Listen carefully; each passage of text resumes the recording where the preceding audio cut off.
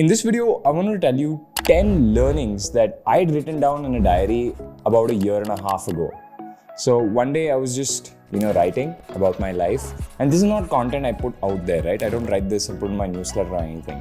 I keep this content to myself. Yesterday I was looking at what I'd written and I realized, hey, none of this is too bad to be said on camera. So maybe I should go and tell my audience all the things that I'd learned from my life.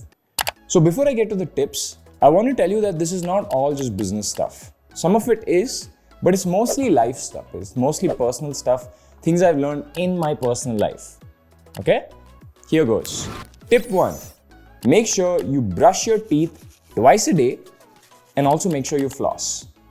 Now, I'm sure you heard this advice like a million times from your dentist. You probably heard it from your parents. You've probably seen it on TV. But I've actually learned it the hard way.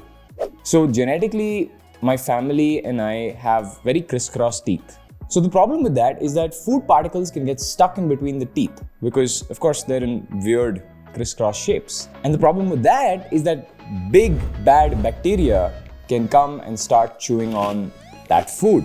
While they're chewing on the food, they also start eating through your teeth. For the first few years of my life, I really didn't care. I didn't brush my teeth too often. When I went to hostel, I used to brush my teeth once a day. But that caught up to me. And I started having a lot of cavities. But yeah, I wish I'd been more regular brushing my teeth. And because of the shape of my teeth, I also had to floss. Over the last year, I've been brushing and flossing like a king, like every single day, twice a day, flossing, just before I head to bed. And my teeth have been better than they ever have. It's just a life tip. Take it how you want to. If you have crisscross teeth like me, make sure you hit the brush. The next thing is, don't hold on to your opinions too dearly. See, I had a video about entrepreneurs and arrogance.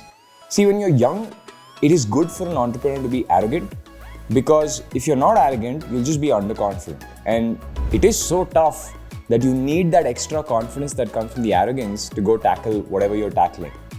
But one problem with being arrogant, especially when you're young, is that you hold on to your opinions too dearly.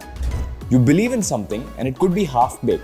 You might not really understand it, but you're like, I get it and I'm going to hold on to this dearly. Don't do that. Because when you've lived as long as I have in startup land or just general in life for the last 10 years and done as many things as I have, sometimes your opinions will end up being wrong, even if you're damn sure of them.